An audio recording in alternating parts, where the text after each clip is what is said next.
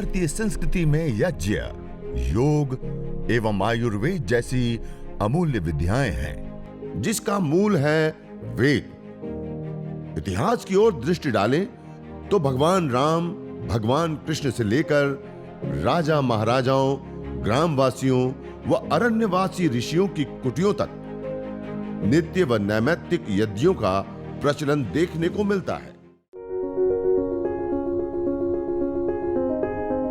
हरिवंश शुक्ला जी है थाने में, उनको हमने बोला माथेरान शिविर में आप आइए। बोले हमारी धर्म पत्नी 2 साल से बहुत बीमार है, उनको छोड़ के हम नहीं जा सकते हैं। तो हमने बोला क्या तकलीफ है, तो उन्होंने तकलीफ बहुत दिलाई। अभी हम डॉक्टर तो है नहीं, जानते भी नहीं कि क्या तकलीफ है। तो हमने बोला कि आप यज्ञ क्यों नहीं करते हैं? बोलते नहीं आता हमको। तो हमने बोला हम आकर सिखाएं आपको, हम बताएं जितना हमको आता है। तो हम बताते हैं, सब सामान भी लाए। तो बोलते अच्छा लाए। तो वो उन्होंने बताया घर जाकर कि उनकी पत्नी को जो तकलीफ है मन के में, उनको D11 और D12 के बीच में उनको इन्फेक्शन हुआ है। और जब भी उन्होंने डॉक्टर को दिखाया तो डॉक्टर ने उनको बताया इस बीमारी को ठीक होने को 3 से 4 साल लगेंगे। तो हमने बोला ठीक है, हम योग तो आप कर ही रहे हैं और योग इनको कराइए और इनको ये यज्ञ आरंभ कीजिए। तभी उन्होंने यज्ञ आरंभ किया और 6 महीने के बाद उनको उसको पूर्णतः आराम मिल गया। जो इन्फेक्शन था डॉक्टर ने बताया कि इससे टीबी होने की संभावनाएं ज्यादा है। तो उन्होंने अभी 6 महीने के बाद जब भी उनकी रिपोर्ट निकाली तो वो पूरा एकदम ठीक हो गया है और 6 महीने में उनको आराम मिला। डॉक्टर ने बोला अब ये पूर्णतः स्वस्थ है। तो ऐसा लाभ है। पुष्टि भी प्राप्त करेंगे, वायुमंडल भी शुद्ध होगा, पवित्र होगा, सुगंधित होगा। तो इस प्रकार से हमें एक जड़ी बूटी की आवश्यकता है। तो मैं आशा करता हूं कि आप जो ऑनलाइन जुड़े हुए आप सभी भाई बहन हैं, तो आप लोगों ने अपने वहां पे जो आप यज्ञ अपने घर में आज से करने जा रहे हैं, तो आज थोड़ी पूर्व तैयारी के बारे में मैं थोड़ा बता रहा था। तो ये सामग्री आपने अपने घर में ले ली होगी और नहीं ली है तो आप चावल, घी आदि कुछ जो आपके पास अवेलेबल है उसी से ही आप हवन कर लें। दूसरा, एक छोटा सा हम कलश रख सकते हैं, क्योंकि हमें जल सिंचन आदि करना होता है। जल प्रसेचन आदि एक क्रिया विधि होती है। शास्त्र विधि उत्सृज्य, शास्त्र विधि को त्याग करके जो हवन किया जाता है वो तामस यज्ञ कहा जाता है और वो तामस यज्ञ का लाभ विशेष हमें नहीं प्राप्त होता है। तो हम शास्त्र विधि के अनुसार हम करेंगे। तो एक तांबे का आप लोटा अपने घर में रख सकते हैं। ये तांबे के लोटे से, जिससे आप पानी हमारे पास यज्ञ कुंड के पास रहता है तो वो भी बहुत ही ज्यादा लाभकारी होता है। तो आप एक तांबे के लोटे में पानी रख सकते हैं और उससे हम जल सिंचन आदि करेंगे। दूसरा, एक हमारे पास पात्र है आचमन पात्र, उसमें हथेली में जल लेने के लिए एक छोटी सी कोई भी चम्मच, और ये भी ताम्र पात्र का है। और ये थोड़ा सा अवशिष्ट जल को जब हम आचमन करते हैं तो हाथ आदि धोने की अपेक्षा होती है, तो उस समय हम हाथ धोने के बाद जो जल डालेंगे तो यहीं डालेंगे तो ये कचरा हो जाएगा, जूठा हो जाएगा, अशुद्ध हो जाएगा। जहाँ पे हम यज्ञ करते हैं वो स्थान पवित्र हो, शुद्ध हो, सुगंधित हो, अर्थात वहाँ पे स्वच्छता होनी चाहिए। तो स्वच्छ स्थान पे हम करते हैं तो फिर वो स्वच्छता के हम जो अवशिष्ट जल डालते हैं तो वो हम इसमें डाल करके एक्स्ट्रा हम रखते हैं। तो ये थोड़ा सा कोई छोटी प्लेट आप अपने घर में रख सकते हैं, जल सिंचन के लिए पात्र। और सामान्य रूप से जो हम पात्रों का यहाँ प्रयोग ले रहे हैं, तो हवन कुंड के लिए सबसे ज्यादा उपयुक्त रूप में हम तांबे का पात्र का विशेष रूप से प्रयोग ले सकते हैं। उसका स्टैंड हम लोहा आदि से और भी कोई भी धातु का हम ले सकते हैं, उससे कोई ज्यादा वो नहीं है, वो तो एक आधार देने मात्र के लिए। उसके नीचे हम कोई ऐसी प्लेट या कोई भी ऐसी एक थाली आदि हम रख सकते हैं, जिसके कारण इसमें से कोई द्रव्य गिर जाना या जल सिंचन आदि करते हैं तो उसके ऊपर करेंगे तो अपने घर में इतस्ततः सब जगह पे पानी बिखरना या वो सारी चीजें नहीं होती हैं। और एक जगह से दूसरी जगह पे हवन कुंड को ले भी जाना है तो हमारे लिए बहुत ज्यादा सुटेबल और सही रहता है। थाली को उठा करके, प्लेट को उठा करके हम एक जगह से दूसरी जगह पे ले जा सकते हैं। तो इस प्रकार से एक नीचे रखने के लिए हम प्लेट भी अपने घर में, थाली आदि का कोई भी प्रयोग ले सकते हैं, एक तांबे का। और जो पानी के लिए जो भी हम पात्र लेंगे वो विशेष रूप से आयुर्वेद के अनुसार भी देखें तो ताम्र पात्र में रखे हुए पानी उत्तमता से युक्त होते हैं और हमारे स्वास्थ्य के लिए भी हितकारी होते हैं और उसमें पॉजिटिव चेंज होते हैं और पानी को शुद्ध करने वाले होते हैं। तो तांबे के पात्रों का हम विशेष रूप से प्रयोग ले। इसी प्रकार से घृत के लिए विशेष रूप से हम कांसे का बर्तन जो होता है वो ज्यादा लाभकारी बताया गया है। तो कांसे का जो बर्तन है उसका यदि हम प्रयोग लेते हैं तो वो हमारे लिए हितकारी। यदि कांसा नहीं है तो हम उसकी जगह पे पीतल का भी प्रयोग ले सकते हैं। लेकिन कांसा या पीतल के अंदर जब हमने घृत लिया तो हवन करने के बाद हमें तुरंत उसको खाली करके धो करके साफ कर देना चाहिए, क्योंकि तांबा या कांसा आदि के अंदर लंबे समय तक रखा हुआ घृत होता है वो खराब हो जाता है और तांबा में तो रखा हुआ तुरंत ही खराब हो जाता है। इसलिए तांबे पात्र में हमें घृत का प्रयोग नहीं लेना होता है और सामान्य रूप से हमें घी के लिए पीतल का प्रयोग हम ले सकते हैं या फिर स्टील आदि का भी हम प्रयोग ले सकते हैं, और विशेष रूप से हम लाभ लेना चाहें तो कांसे का बर्तन का प्रयोग ले सकते हैं। और घी को हमने लेने के बाद, यज्ञ करने के बाद तुरंत हमें उसको अच्छी प्रकार से साफ कर देना चाहिए। तो इस प्रकार से ये पात्रों के बारे में कुछ आपको बताएं। एक छोटा सा दीपक आपके पास होना चाहिए, जो हम अग्नि प्रदीप्त आदि करेंगे तो उसके लिए विशेष करके हमारे लिए यह लाभकारी होगा। तो एक छोटा सा दीपक, और दीपक में एक छोटी सी बाती, जैसे पतंजलि योगपीठ से भी आस्था पूजा के माध्यम से हमने सब जगह पे उपलब्ध कराई हुई है परम पूज्य श्रद्धेय स्वामी जी महाराज ने। तो इस बाती को भी आप अपने घर पे ला करके रख ले, और ये बाती को रख करके और गाय के घी से उस दीपक को हम प्रदीप्त करेंगे। और इस शहद के बारे में, सामग्री के बारे में, वो सारी चीजें, ये हमारी सारी सामग्री की तैयारी हो गई। और सामग्री के लिए जो प्लेट का हम प्रयोग करते हैं वो तांबे की या पीतल की हम विशेष रूप से प्रयोग कर सकते हैं।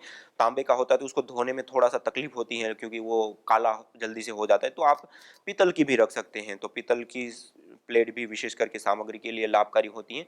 तो आज ये कुछ सामान्य चीजें आपके सामने रखी, और ये सामान की हमें प्रतिदिन यज्ञ करने के लिए आवश्यकता होती है।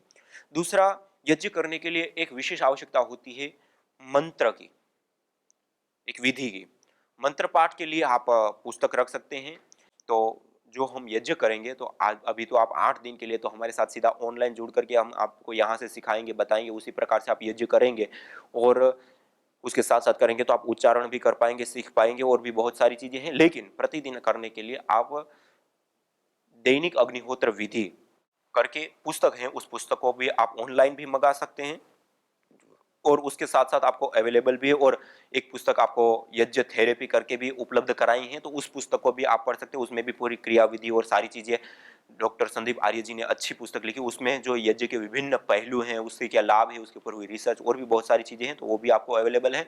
तो वो भी आप मंगाए होंगे या मंगा सकते हैं। उससे अतिरिक्त जो उसमें विधि बताई, उस विधि के आधार पे हमें यज्ञ, अग्निहोत्र, हवन भी करना है। तो इस प्रकार से कुछ सामान्य हमें अत्यंत आवश्यक चीजें हैं, वो आपके सामने रखिए। अब आइए हम सब मिल करके अग्निहोत्र को आरंभ करते हैं। किस प्रकार से हमें अग्निहोत्र, यज्ञ, हवन करना है, उसकी विधि के लिए हमारे शास्त्रों में अलग अलग जगहों पे अलग अलग विधियों के बारे में बताया गया है। जैसे हम गोपथ ब्राह्मण आदि, शतपथ ब्राह्मण आदि में हम देखें तो वहां पर विशेष रूप से प्रतिदिन प्रातःकाल और सायंकाल हमें 2 आहुति, सुबह में सूर्याय स्वाहा और प्रजापति स्वाहा, और सायंकालीन सत्र में विशेष करके अग्नय स्वाहा और प्रजापति स्वाहा, इस प्रकार से 2-2 आहुतियां देकर के हमें प्रतिदिन यज्ञ, हवन, अग्निहोत्र करना होता है। और उसी अग्नि को हमें प्रदीप्त रखना होता है, अर्थात अग्नि से उसको ढक देते हैं और उसी अग्नि को प्रदीप्त करके फिर आगे का यज्ञ हम शुरू करते हैं।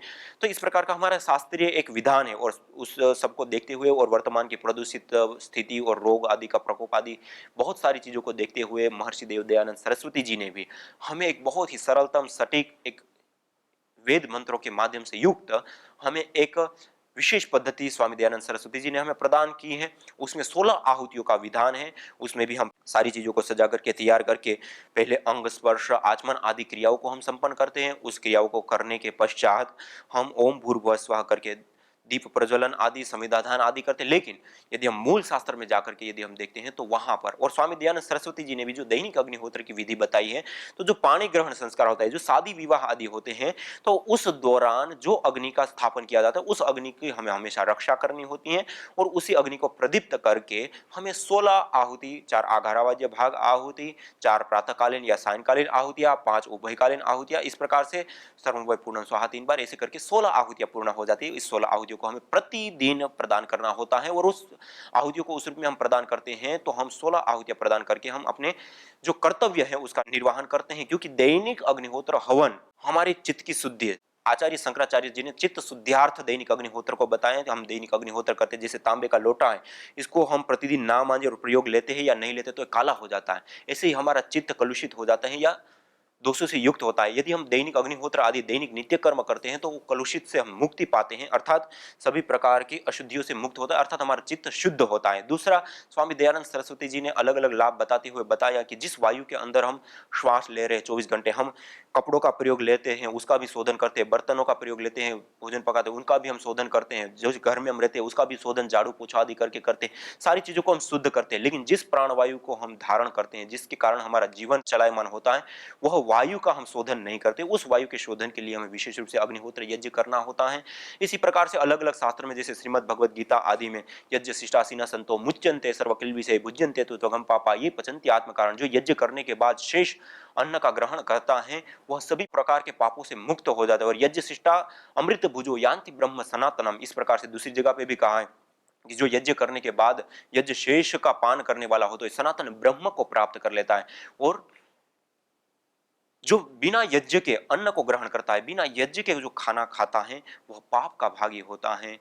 इसलिए हमें अग्निहोत्र यज्ञ करने के बाद ही हमें भोजन ग्रहण करना चाहिए। और आचार्य चाणक्य जी ने भी चाणक्य नीति में यज्ञ का विधान करते हुए और यज्ञ के बारे में बताया, जिस घर में यज्ञ नहीं होता है स्मशान तुल्यानि गृहाणि तानि, वो स्मशान के तुल्य वह घर होते हैं। अर्थात उस घर में रोगाणु, कीटाणु, bacteria, virus, indoor outdoor pollution जो होता है उस पॉल्यूशन से वो घिरे रहते हैं और उसके कारण से अनेक प्रकार की बीमारियां। और जैसे स्मशान में व्यक्ति जाता है क्या होता है, दुखी होता है, ऐसे ही वो अपने घर में रहता है, वो भी कहीं ना कहीं उनके जीवन में रोग दोष और अलग अलग प्रकार की बीमारियों के कारण उनको जीवन में दुख आएंगे। तो उन सब से मुक्ति पाने के लिए हमारे शास्त्रीय विधान जो है उसके अनुसार हमें अग्निहोत्र देव यज्ञ प्रतिदिन हमें अपने घर में करना होता है।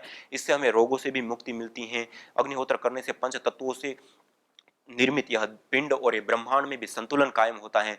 और उसके साथ साथ इस अग्निहोत्र यज्ञ से सच्चा एक सही एक देवी पूजन का सर्वोत्तम साधन है, क्योंकि हमारी पुरातन यदि परंपरा के अंतर्गत हम जाए तो देवी पूजन का सबसे उत्तम और श्रेष्ठ कोई साधन हमारा बताया गया है तो यही है। और इसी का शॉर्ट फॉर्म आज हम अपना रहे। पहले अग्निहोत्र में अग्नि की साक्षी ली जाती, आज हमने दीपक केवल जला करके अग्नि की साक्षी ले ली। वहां पे औषधीय धूम्र होता था, सुगंधित धूम्र होता था, आज हम सुगंधि से युक्त हमने अगरबत्ती धूपबत्ती आदि बना ली, उसको जलाते और एक साक्षी में शॉर्ट फॉर्म में आ गए। जो लाभ हमें अग्निहोत्र से हो सकता है वह कभी हम शॉर्ट फॉर्म को अपना करके नहीं ले सकते। इसलिए आज जो हम ऑनलाइन जुड़ रहे हैं और हम सब लोग आज यज्ञ प्रशिक्षण शिविर को प्राप्त कर पा रहे हैं या आज के हम कर रहे हैं, तो उसका मूल उद्देश्य है कि हम सब अपनी मूल संस्कृति के साथ जुड़े। क्योंकि समाज की जड़ होती है संस्कृति। जैसे पेड़ की जड़, पेड़ अपनी जड़ को छोड़ देता है तो समूल नष्ट हो जाता है, सूख जाता है। ऐसे ही समाज भी अपनी संस्कृति रूपी जड़ को यदि छोड़ देता है तो नष्ट हो जाता है, सूख जाता है, दुख को प्राप्त करता है, कष्टों को प्राप्त करता है। तो आइए हम अपनी संस्कृति की शरण में जाते हुए अब हम सब लोग मिल करके आज देव यज्ञ अग्निहोत्र दैनिक अग्निहोत्र को हम करेंगे। तो आइए सब लोग सीधा बैठ करके, और जो जिन भाई बहनों तैयारी अपने घर में कर ली है तो वो सब लोग अपने घर में ही इस प्रकार से तैयारी करके अब मेरे साथ साथ क्रिया विधि के साथ जुड़ करके हम हवन करेंगे। तो आइए सभी लोग सीधा बैठ करके 3 बार पावन ओंकार का उद्घोष करते हुए हम देव यज्ञ अग्निहोत्र का शुभ प्रारंभ करते हैं। लंबा गहरा श्वास भरते हुए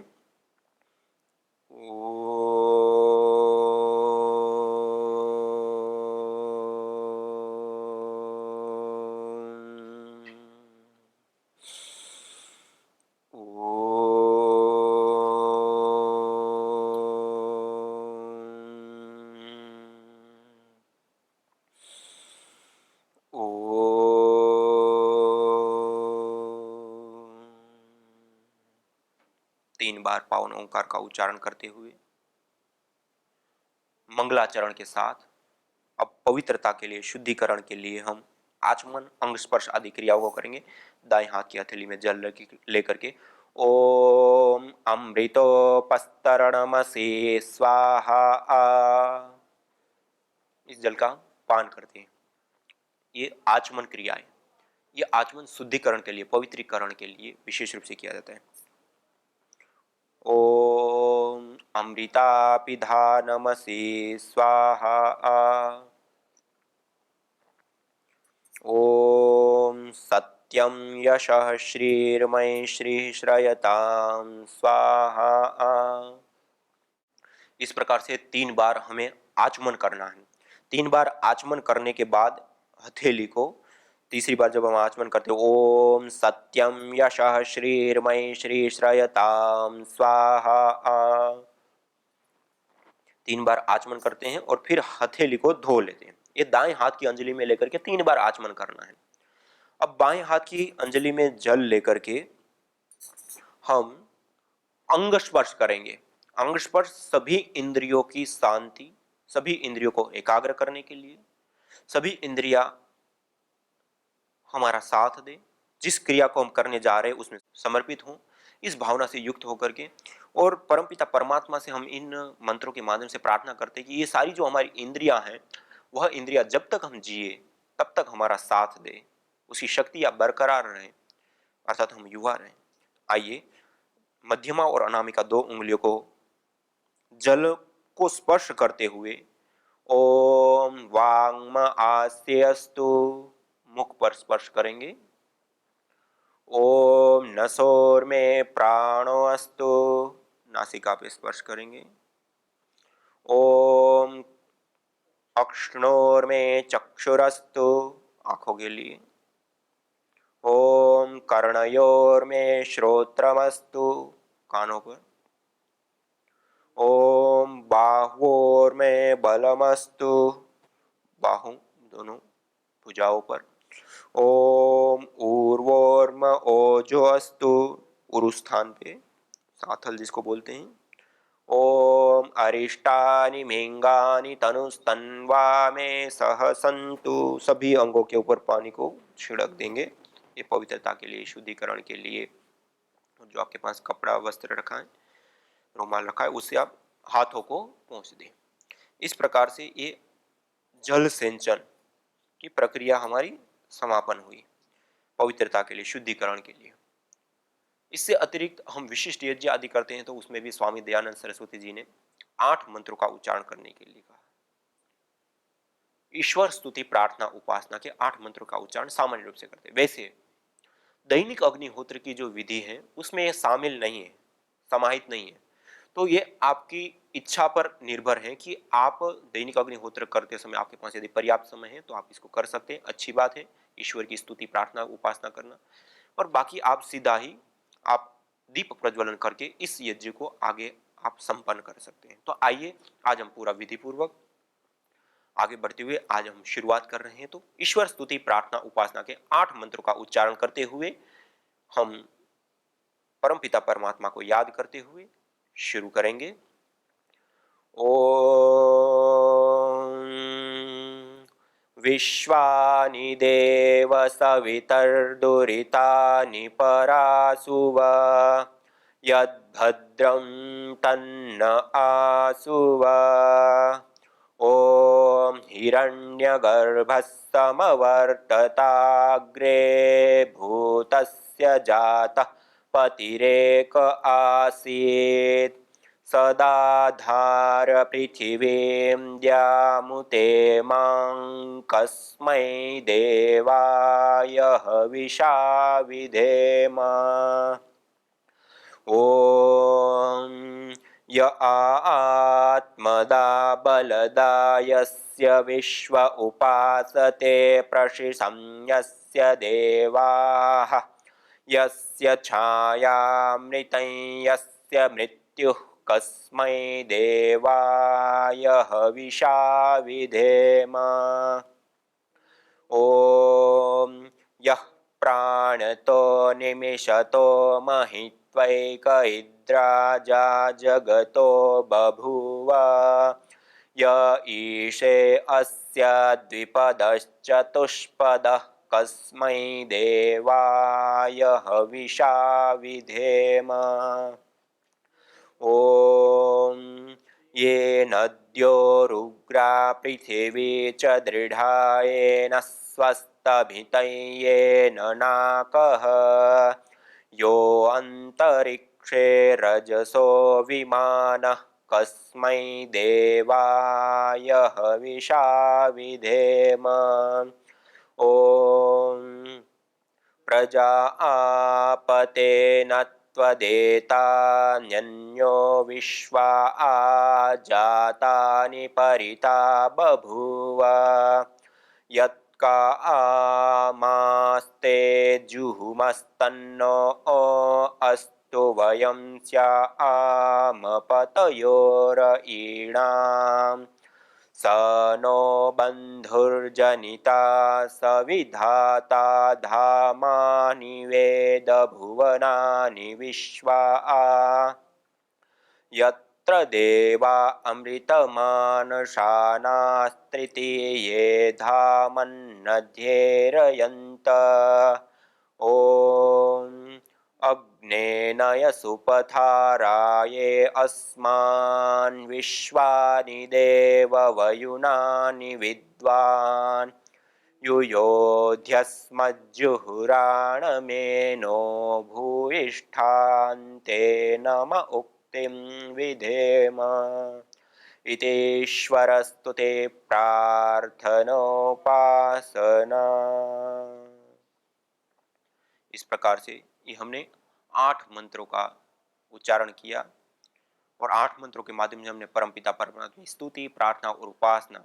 ओम विश्वानि देव सवितर दुरितानि परासु यद भद्रम तन्न आसु। विश्वानि सर्वाणि दुरितानि, जो हमारे दूरी थे, दुर्गुण है, दोष है, अज्ञानता, अंधकार है, तमोगुण से, परासु, उसको हमसे दूर कर दीजिए, नष्ट कर दीजिए, भस्म कर दीजिए। यद भद्रम तन्न आसु, जो भद्र है, शुभ है, कल्याणकारी है, हमारे जीवन के लिए, उन्नति के लिए आवश्यक है, उन चीजों से हमें भर दीजिए। इस प्रकार से हमने प्रार्थना उपासना करते हुए ये 8 मंत्रों का उच्चारण किया। इसके बाद हम अब दीप प्रज्वलन करते हुए यज्ञ का शुभ प्रारंभ करेंगे। 3 महाव्याहृति। ओम भूर्भुवः स्वः। 3 महाव्याहृतियों का उच्चारण करते हुए हम दीप को प्रदीप्त करते हैं और अग्नि देवता का हम प्रार्थना पूर्वक यज्ञ वेदी के मध्य में अब हम स्थापित करेंगे। ओम भूर्भुवः स्वर्योरिव भूम्ना पृथिवीव वरिम्ना तस्या आस्ते पृथिवी देवयजनि पृष्ठे अग्निमन्नादमन्नाध्याया दधे। ये जो हमारे पास कपूर रखा है, उस कपूर को प्रदीप्त करके हम वेदी के मध्य में उसको स्थापित करते हैं इस प्रकार से। और अब उस अग्नि को और प्रदीप्त करने के लिए अब हम घृत की आहुति प्रदान करेंगे।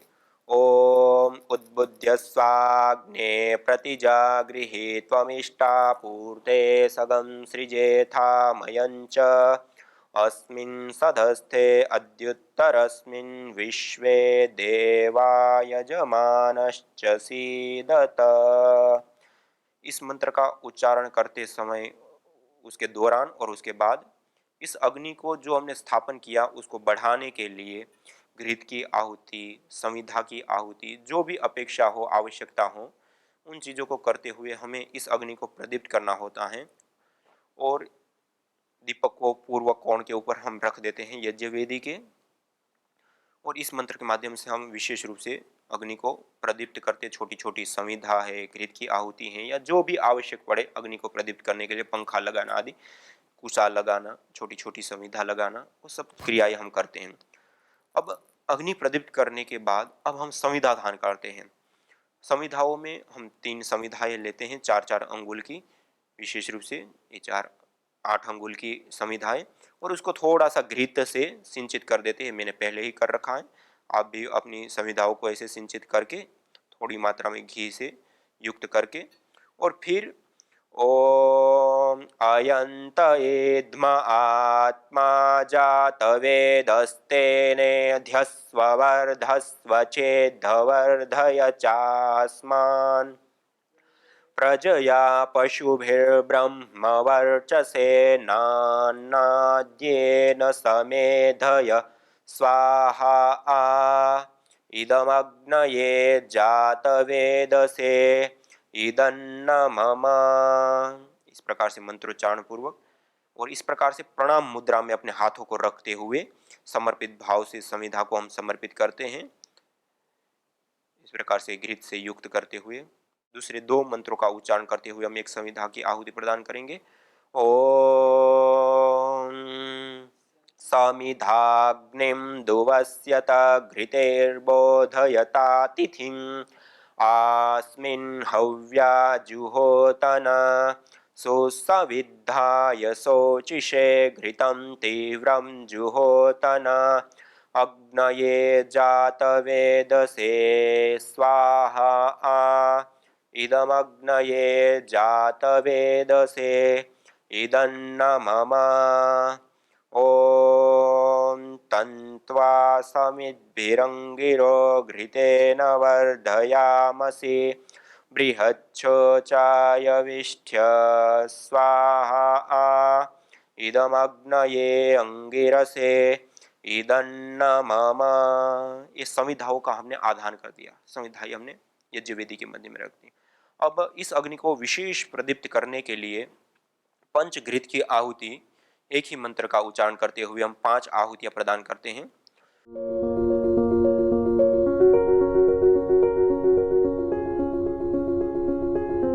पुणे का एक केस आया कि 7वें महीने में गर्भ के अंदर बच्चा एकदम निष्क्रिय हो गया था,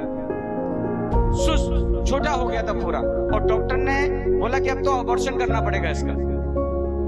वहां से फोन आया तो हमने डॉक्टर तारा सिंह जी जो आपके बीच में है यहाँ पर, उनसे बात की तो उन्होंने बोला कि उनको यज्ञ कराओ। लेखा माता जी के माध्यम से डोंबिवली से उनसे बात हुई तो नीचे यज्ञ के हवन कुंड के नीचे उसमें ड्राई फ्रूट का लेवल बिछाया गया, सभी तरह के ड्राई फ्रूट उसमें लगाए गए और फिर यज्ञ चालू किया। देखिए 2 महीना यज्ञ करने से वो बच्चा वापस पुष्ट हो गया और नॉर्मल डिलीवरी हुई उसकी, और प्रॉपर वजन जो होना चाहिए 2 किलो 900-800 ग्राम वो उसने बच्ची को जन्म दिया। मेरी माताजी आज 84 इयर्स की हैं, 3 बार पैरालिसिस हो गया, हमने 3 बार उसको ठीक कर लिया। आज वो अपने पैरों पे चलकर जाते हैं, रोज यज्ञ हमारे साथ में सोफे पे बैठ के सब सुनते हैं, उनको पूरा यज्ञ याद है। लेकिन एक भी परिवार का मेंबर, जब से हम आज 5 साल से यज्ञ कर रहे हैं, हमारा एक भी फैमिली मेंबर आज हॉस्पिटलाइज नहीं है, डॉक्टर की मेडिसिन नहीं ले रहा है, और ज्यादा से ज्यादा अभी हम योग और यज्ञ को ही बढ़ाते चले जा रहे हैं। यज्ञ भारतीय संस्कृति का मूल है। तो आइए हम संकल्प लें, संसार के श्रेष्ठतम कर्म यज्ञ को अपनाएं, पिंड और ब्रह्मांड में संतुलन कायम करने वाले यज्ञ को अपने जीवन का अभिन्न अंग बनाएं एवं प्रकृति मां के प्रति अपने ऋणों को अदा करें। विश्व स्वास्थ्य का एक नारा, यज्ञ से होगा जग उजियारा। भारतीय संस्कृति की अमूल्य विरासत यज्ञ की महिमा को जानने हेतु वैदिक चैनल पर प्रतिदिन प्रातः एवं सायं 11:30 बजे यज्ञ महिमा कार्यक्रम से जुड़े। विशेष जानकारी हेतु संपर्क करें। मोबाइल 9068565306।